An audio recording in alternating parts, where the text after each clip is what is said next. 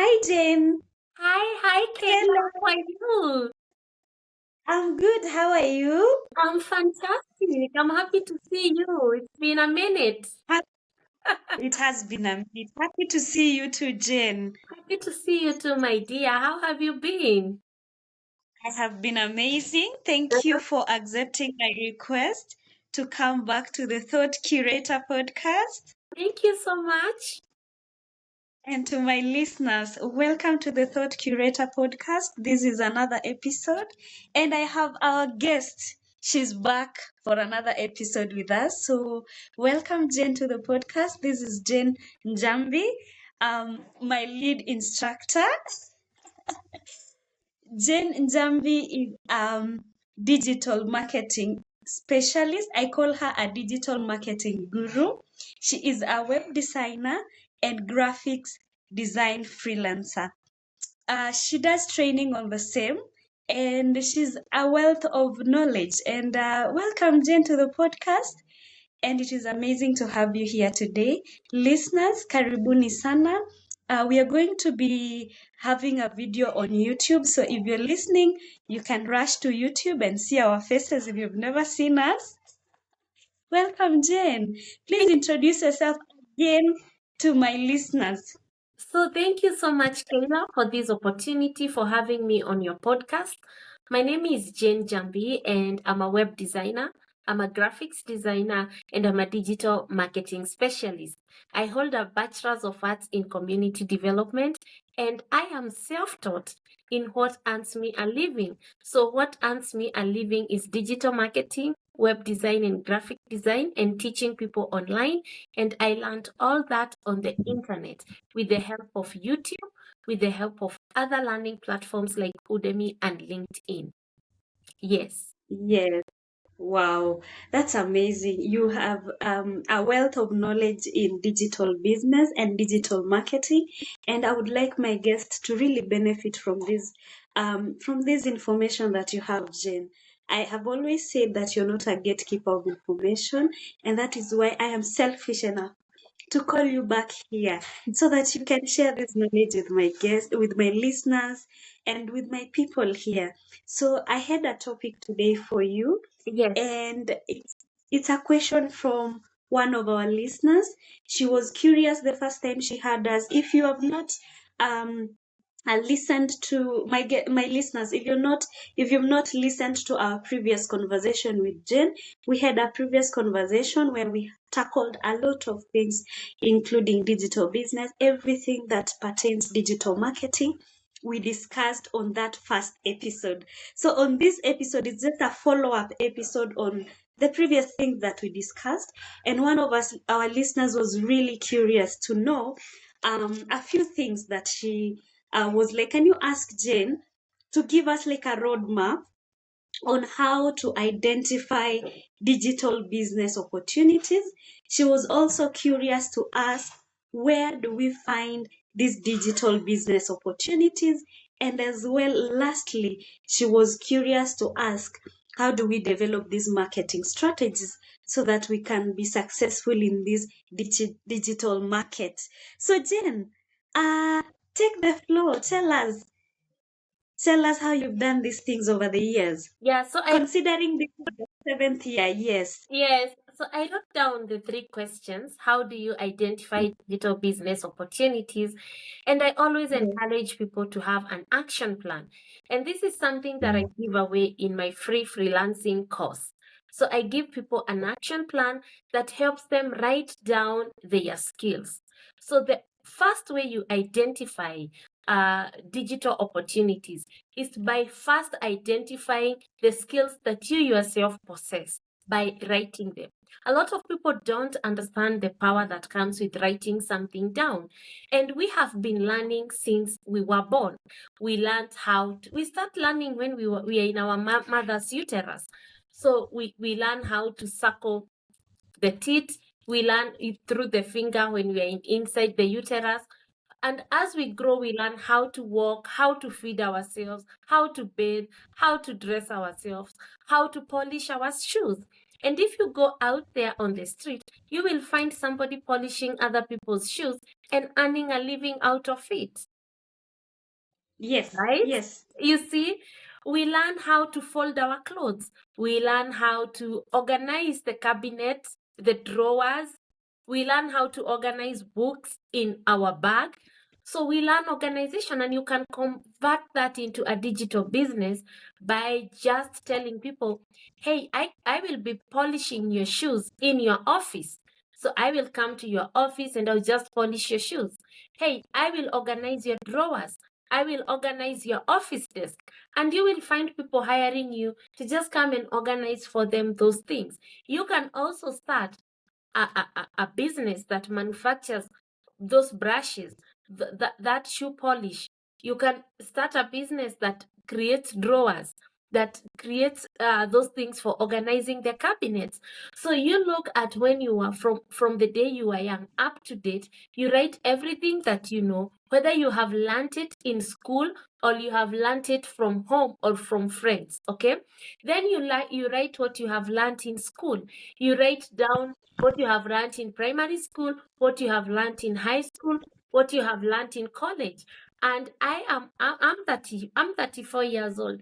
And when I was a small girl in lower primary, we used to learn pottery and basketry and knitting. And even in home science, we learned knitting and tailoring. And you see, these are some of the things you write down and you realize, oh, wow, you mean I know how to knit? So I can start knitting something like the one you're wearing on your head. Somebody can start knitting such yes, an amazing thing. Somebody can start beadwork and start selling necklaces and customizing them based on customers' need. So that is one of the few ways you can identify digital business opportunity, because you are the one who create that opportunity for yourself. Personally, when I started teaching online, I realized when I went to Ajira digital program and learned something like digital marketing exists and that you can market yourself on Google. I started teaching lawyers, doctors with private practice. I started talking to consultants and telling them, hey, I can teach you how to market your business on Google.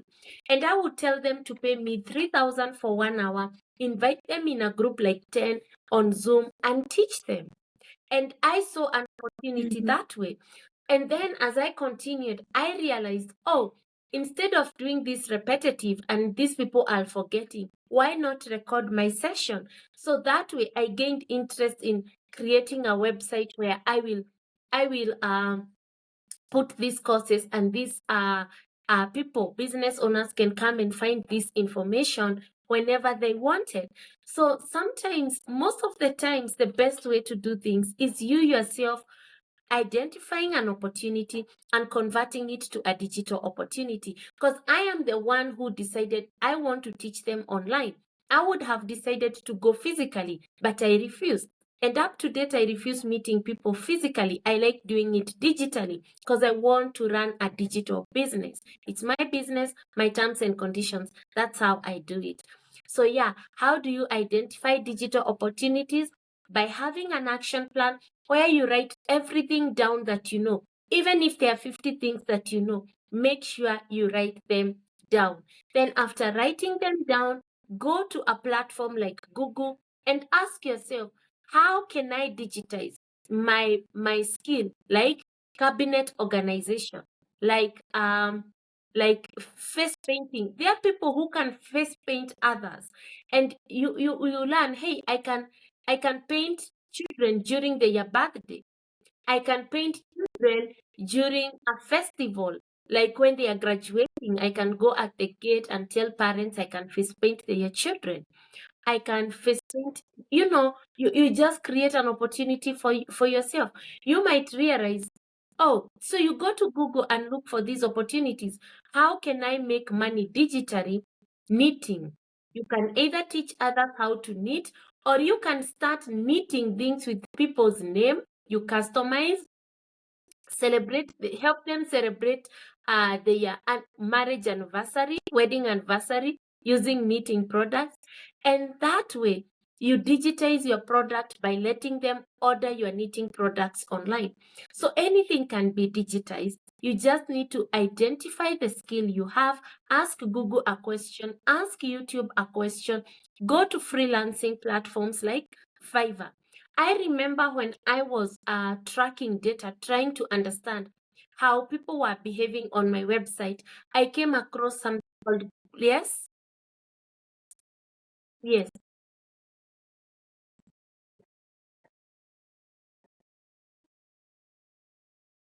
No, I can't. But I just continued because I didn't want to mess things up.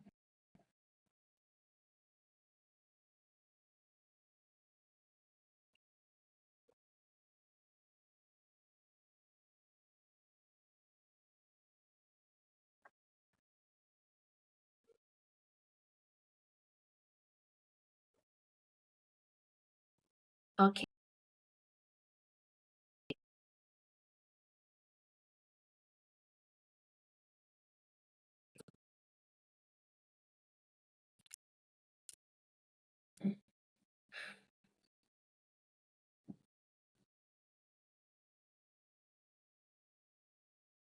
Uliona venye hiyo virtuous woman inaambia watu walipe 1 million?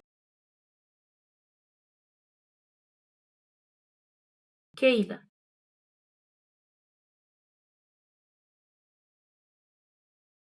Keila. I am back. Yes, continue from where you left. Oh. So, like I was Yes. saying, you can use Google, you can use YouTube to conduct research after you have written down some of the skills you have possessed. And we have said these are skills you have learned from home, from your parents, because like polishing your shoes, you are taught by your parents. Bathing yourselves, you're taught by your parents, and you can monetize it by becoming a caregiver. You can say, hey, I am good at maintaining a clean house, washing children, having know how to plan meals for children. I can help you with that. And you can go into a home and help a family manage themselves. And then you walk out with a good money. So you help them manage themselves. It's up to you to decide how you want to monetize something. Okay, and then you make it digital by getting customers using the digital platform.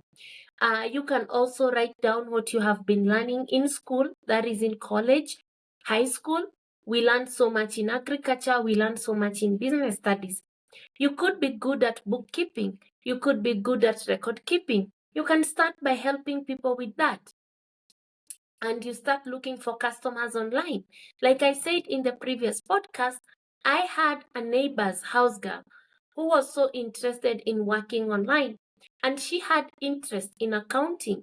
And I told her, you need to learn bookkeeping online and then go on Google Maps, look for a business and ask them if they need bookkeeping service.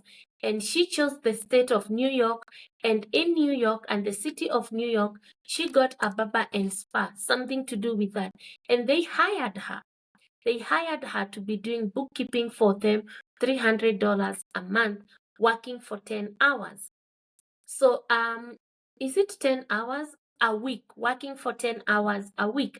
And for me, it was just learning some skills online. So you might realize you're writing down, your skills are not making you happy. So you just learn and you skill, and you have to give yourself time. That girl, Yeah. it took her learning and getting the work 6 months. You have to Yeah. understand you have to give yourself time. So Yeah. how do you identify digital opportunities and action plan? Write them down, research on Google and YouTube, and also use freelancing websites like Fiverr and Upwork. You can go Yes. on Fiverr and type in the skill that you understand. So Yes. when you write down what you understand, you will see other freelancers selling that similar opportunity that you want to leverage.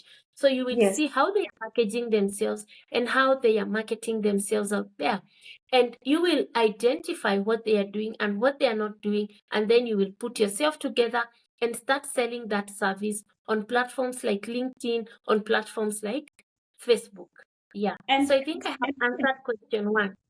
yes, have. And you realize that these skills that you're talking about are skills that are very practical.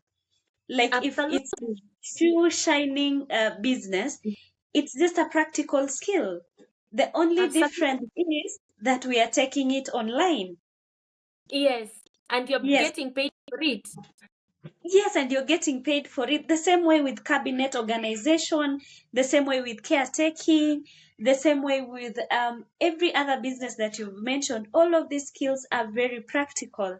Some of them are even not even very technical in terms of the knowledge that you have to acquire for you to do these jobs. The only difference Absolutely. is that you are taking it online, you're getting your customers online, and you're getting paid online, right? Exactly. Yes. Yes. You have also mentioned that to get these jobs or to advertise yourself for these opportunities, you have mentioned Fiverr. Yes. You mentioned YouTube as well. Where else Yeah. can these people advertise themselves for this and say, I have this marketing skill, I have this digital skill that I can offer to people. I have this skill. It is not yet digital until you go digital with it. So I have this skill. I want to go digital with it. How am I going to advertise myself, or where am I going to advertise myself? Please continue, Jen. So you can advertise yourself anywhere. You can advertise yourself using an SMS, because advertising is telling people, hey, this is what I do. You can buy my service. And you can start with a simple SMS by SMSing people in your list. You can Yes, start by WhatsApp. You can yes, start by texting everybody in your WhatsApp and telling them, hey, this is what I'm doing. If you need my service, here I yeah, am. You can put yes, it in WhatsApp status and tell people, hey, my WhatsApp status, I offer these services. You can buy them from me at these rates, and you have to show them that this is a business. Then you can expand from there. You can go to your Facebook, and on Facebook, you can start talking about the services that you offer, and you start selling your skills on Facebook. And you can even go further with Facebook groups. Facebook groups are the best.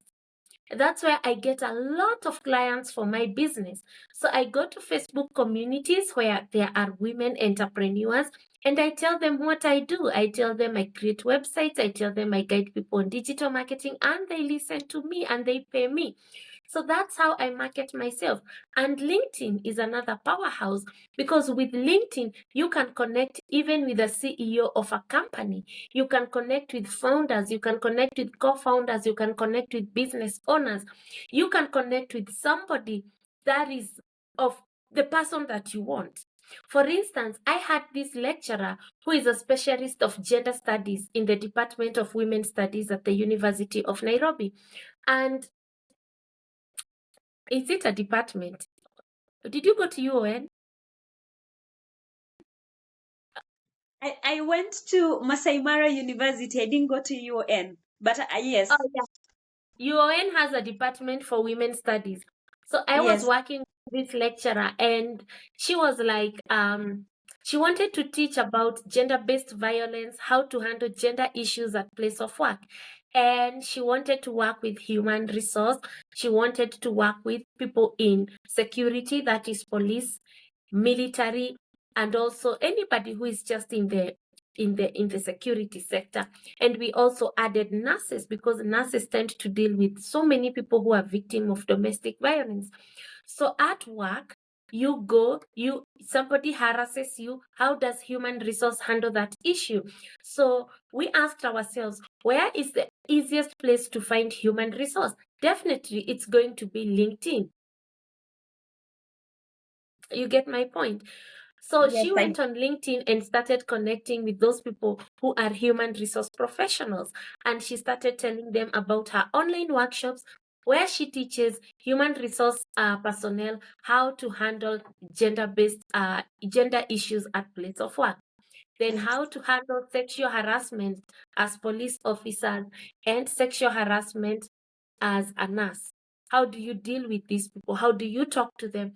So and she makes good money. She makes like $10,000 because she understands, she has niched down to just 3 audiences, and she understands the message that she wants, and she has digitized her workshop, and she get customers from all over the world. And she can go all the way to Facebook groups and look for nurses groups, and she can look for human resource groups, and she can Mm. talk to those communities and tell them, this is what I do, this is how I go about it, and this is how my skills that I will be selling you can impact your career. Yeah. And you realize this is a very practical example, Jen. I have been to Absolutely. LinkedIn so many times, and what you see is just people marketing themselves with the skills and the trainings they provide, the experience that they provide. You see someone's post, and down there is a call to action. So you see a very long post of someone explaining their experience, their skills, and this is a very professional. I call LinkedIn a very professional social media platform, because Yeah. here you find professionals of every sphere, from everywhere. Absolutely. Yes, and it's a very a good platform for someone who really wants to target people who come from very different, a variety of companies, a variety of organizations, people with different skills, people with different experiences. Yes, that's a very practical example that you've given us, Jane. Thank you for Yeah. that one. Please Yeah, continue. absolutely. Yeah, and let's say you are a web designer, you're definitely going to look for business owners, you're going to look uh for founders, co-founders. The way you want to market yourself is determined by your niche, and your niche determines your target audience. So you just don't walk and go start marketing yourself on LinkedIn. You know, some people say, oh, the more people I reach, the more I'm likely to make more money. The more people you reach, the more likely you will be confused. But if you're like, I want to reach to more nurses because I have a package that is going to help nurse. I give this example.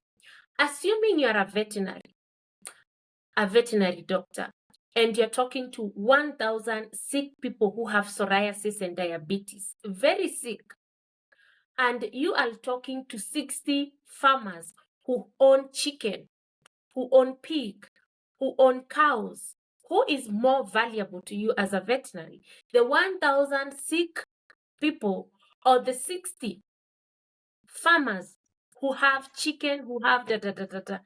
The 60 farmers Yes, are more yes, valuable. They yes, understand your language. yes. Because they they get you. Yeah, they understand your language, they see your value, they are likely to refer you to fellow farmers. Unlike me, who has an autoimmune condition called psoriasis, I do not want to see an animal near me because it will trigger my asthma and my psoriasis. So I will not even be valuable to you. So I always tell people, go to where you are needed the most. This nonsense of wanting to reach so many people, it's just a vanity metric, you know. A vanity metric is a number that is just there and it's not of that great value. You get my Yes, point? yes. Yeah. So That's yeah, assuming you teach people balcony gardening, you want to deal with people who have balconies and are interested in gardening. Why would you, if you want to teach people balcony gardening, why are you looking at large scale farmers? They will not listen.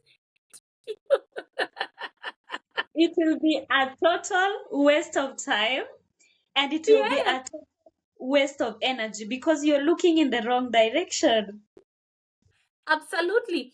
Both of them are interested in farming. One is large scale, the other one just want to do it on their balcony.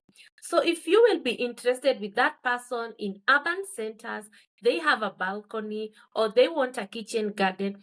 Instead of going to look for people in rural areas, you're likely to look for people who are in urban centers. So you find people don't know how to like, even though you're niching down, you want people who are interested in farming, there is a specific type of a farmer you're looking for. So you have to be able to differentiate those two types of people. Also, assuming you are a woman who teaches, or a nurse, you are a nurse who teaches new moms how to breastfeed. Do you really think that LinkedIn is going to be a viable marketing strategy? Absolutely not, because that's a place where professionals go and meet. But guess what?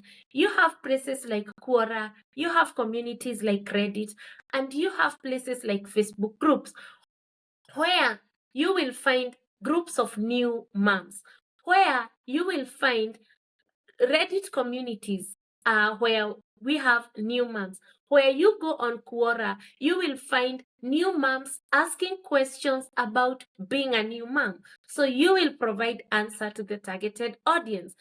So instead, you should teach yourself, you should teach your brain to know how to differentiate where these opportunities are. Because you could be like, I want a new mom who works at Safaricom because she's likely to pay me better. So now you go to LinkedIn and you start looking at Safaricom, and now you're looking for new mom. Which metric are you using? But if you go to Facebook groups, new moms, and you start talking to new moms, they understand your language. You go to Quora, you start answering questions to new moms that they have asked. Reddit the same. You're likely to get clients using the comment sections. So yeah, that's it. And even Google, because on Google, when somebody is a new mom and they go to look for information, how do I produce more milk as a new mom? They are likely to come across your article that you have written or your ad on Google. So you have to know which strategy favors your business, your marketing, because I have said your niche determines your target audience, and your target audience determines your marketing strategy. I don't know if I'm making sense. You are making a lot of sense, Jen. You are making a lot of sense. And I like the way you give very practical examples as to how to do these things. I would just Yeah. want to add a few things on how our listeners can go get these marketing opportunities, because as well, one can do inbound marketing, where you go to your mailing list and you see who is in your list. You take them to your website, you send them a list of what you do and how you do it, and you turn them into a customer. As well, networking, where you find a huge group of people, just talk to them, tell them what you do, and just market yourself the way you usually tell us that you tell people about what you do. You tell So them about you. Yes, and continue. Yes. So when it comes to networking, a lot of people do not understand the concept of networking. I'm a web designer, I'm a graphics designer, and I'm a digital marketing specialist. And my biggest network and my strongest network is the network of developers and software engineers that I have that surround me. These people, I don't think most developers know I'm a web designer. They don't know that about me. They know I know how to track data because I'm a digital marketing specialist. I do not go to present them competition. That is one thing you should never do when you're networking. And that is a very beautiful tip. That's a good tip, Jen. Never ever present competition. You're finished. Yeah. Yeah. Me, if you Become come to me, alliance. yeah, if you come to me and you tell me I am a web designer, I can do 1, 2, 3. Trust you me, we are done. You're not going to come to me and compete with me.